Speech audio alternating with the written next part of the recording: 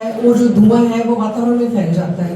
और जो सॉइल का जो टेम्परेचर है वो 400 से 600 डिग्री सेंटीग्रेड के करीब बढ़ जाता है। तो उससे होता क्या है, उससे होता है क्या है कि जो हमारे लाभदायक कीट हैं जिनको हम परजीवी जो दूसरे कीटों पर आक्रमण करके उनका रोकथाम करते हैं, प्रीडेटर्स भी आप बोलते हैं, नेचुरल एनिमी जिनको हम बोलते हैं, तो वो क्या उनके साथ पराली के साथ साथ वो सब भी खत्म हो जाते हैं। तो ये जो हमारे जो नेचुरल एनिमीज हैं, ये जो मित्र कीट है, ये हमारे लिए बहुत ही जरूरी है जो हानिकारक कीटों की रोकथाम करने के लिए। इसमें जैसे ट्राइकोग्रामा है, स्पाइडर्स हैं, लेडी बर्ड बीटल, सिरफिड्स, ये जमीन के ऊपर इनकी सुप्त अवस्थाएं भी प्यूपा है या ये खुद अडल्ट स्टेज में जमीन के ऊपर रहते हैं। जबकि जब जब आप पराली जलाते हो तो सॉइल का टेम्परेचर इतना हाई हो जाता है कि ये इनकी एक तो डायरेक्ट ये साथ में सब मारे जाते हैं। इसके अलावा क्या है कि जो इनकी जो इनको बाकी टाइम रहने के लिए जो नेस्टिंग स्ट्रक्चर्स हैं इनकी, वो सब भी डिस्ट्रॉय हो जाती हैं।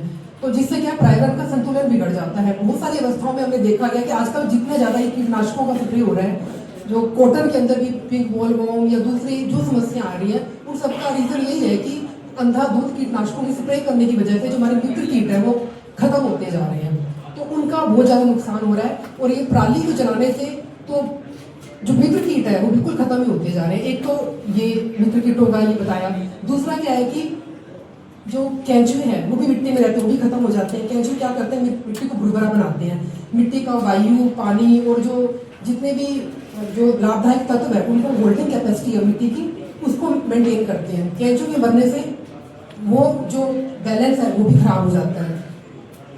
इसके अलावा जो एक तीसरी बात मैं बताना चाहूंगी कि बहुत सारे ना डिकम्पोजिंग इंसेक्ट्स होते हैं। डिकम्पोजिंग मतलब आप सोचोगे कि दीमक बहुत ही हानिकारक है, लेकिन ये लाभदायक भी हो सकता है। दीमक इसी वजह से जो हमारे लिए बहुत लाभदायक है, क्योंकि जितने भी ऑर्गेनिक मैटर है, जो मरे हुए पशु हैं, पौधों के अवशेष हैं और जो भी ऑर्गेनिक मैटर है, उनको ये विघटित करके, उनको डिकम्पोज करके मिट्टी में मिला के मिट्टी की उपजाऊ क्षमता ये बढ़ाते हैं।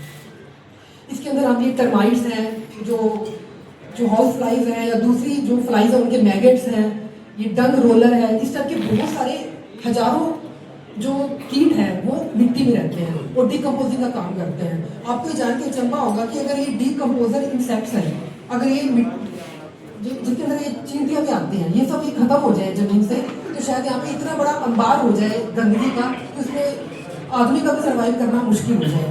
तो सबसे ज्यादा जो अवशेष जलाने से ये जो डिकम्पोजिंग इंसेक्ट्स है, इन सबकी तादाद कम हो जाती है। और एक चौथा मैं बताना चाहूंगी मधुमक्खियों के बारे में। मधुमक्खियों के बारे में तो आपने सब सुना ही होगा, ये बहुत अच्छे परागण करता है।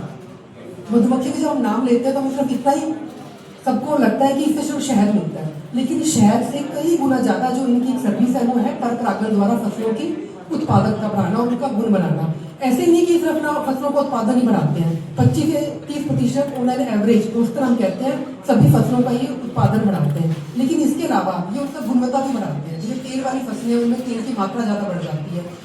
फूल है, उनमें ज्यादा बड़े साइज के फूल है, मीठापन उनमें ज्यादा होता है, तो उनकी गुणवत्ता भी बढ़ाते हैं मधुमक्खियाँ। अब ये पराली जलाने से जो वातावरण में जो प्रदूषण है, गैसें फैल जाती है, उसकी वजह से क्या है कि मक्खियों को भी नुकसान हो रहा है। हमने एक सर्वे में पाया गया है कि जो अलग 4 तरीके की मक्खियाँ हमारे यहाँ हैं। एक डब्बों में आप पालते हैं, पता ही है। इसके अलावा जंगली मक्खी है, एपिस फ्लोरी आपने देखा होगा, कपास की जो पंचटी है उसके अंदर छोटे छोटे छत्ते होते हैं मक्खियों के, ठीक है। इसके अलावा जो बड़ी मक्खियाँ हैं टंकियों पे, बड़े बड़े पेड़ों में आपने पहाड़ी मक्खी भी देखी होगी। तो हमने जब छोटी मक्खी की संख्या निरंतर हरियाणा में जो हमने सर्वे किया उसमें वो कम होती जा रही है ईयर बाय ईयर। तो पिछली बार हमने देखा कि जिस टाइम बहुत ज्यादा पोल्यूशन था तो जो छोटी मक्खी का छत्ता उसके नीचे बहुत सारी मक्खियां मर के वो तड़प रही थी, और वो हमारे और कोई रीजन वहां नहीं था, ना तो कोई कीटनाशक स्प्रे किया गया था, तो हमने उसे पोल्यूशन से ही कोरिलेट किया था। तो ये छोटी मक्खियां जो बहुत ही इंपॉर्टेंट परागण करते हैं, इनका शहद भी बहुत औषधीय गुणों से भरपूर होता है। तो उसमें मक्खियों की भी क्या उड़ने की जो क्षमता है, क्योंकि जब मक्खी अपने छत्ते से बाहर जाती है तो बाकी मक्खियों को एक संदेश देती है कि खाना कहाँ पर है। वो एक डांस लैंग्वेज होती है, तो उस डांस लैंग्वेज प्रभावित होती है, उनकी फोरेजिंग एक्टिविटी प्रभावित होती है। जो छत्ते के ऊपर राख के कण है वो बीत जाते हैं, जिसकी वजह से क्या है कि पूरा का पूरी के बाद कॉलोनी खत्म हो जाती है। और मधुमक्खी का जैसे मैंने को बताया कि बहुत ही अच्छा परागण करता है। और हमारी जितनी भी फल फूल वाली सब्जियां हैं, जितने नट्स हैं, बादाम, अखरोट, बादाम तो पूरी तरह से 100% ये बी पॉलिनेशन पे ही डिपेंड करते हैं।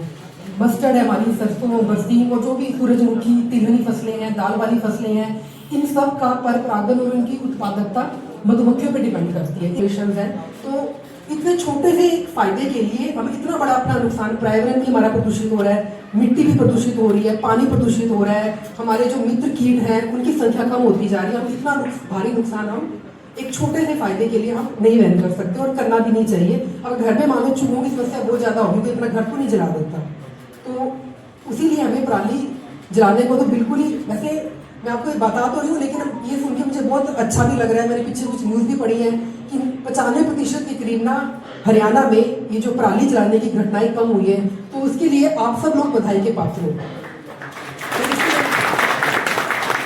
और मैं आपसे यही चाहूंगी कि आगे आगे भी आप इसी दिशा में काम करो, और जैसे आज हमने आपको बताया है तो आगे जाके और गाँवों में जो आपके भाई हैं आप उनको भी जागृत करो, जो इस टाइप का काम करें उनको करने से रोको, क्योंकि हमारा ये सामाजिक दायित्व है कि हम सब लोगों को जागरूक करें। क्योंकि इस पोल्यूशन की वजह से सबसे ज्यादा नुकसान हो रहा है छोटे बच्चों को। आजकल आप देखोगे जितने भी छोटे बच्चे हैं सबको सांस लेने में दिक्कत है, सब वो नेबुलाइजर या इस टाइप की जो इक्विपमेंट्स हैं, सब बच्चे 90-95% बच्चे जो आसपास में मैं देख रहा हूँ सबको ये समस्या है। तो ये हम अपनी आने वाली जनसंख्या को भी बहुत नुकसान दे रहे हैं। तो मेरा तो आपसे यही गुजारिश है कि हमें इस पे बिल्कुल रोक लगानी चाहिए और खुद भी नहीं करना चाहिए और दूसरों को भी रोकना चाहिए। धन्यवाद।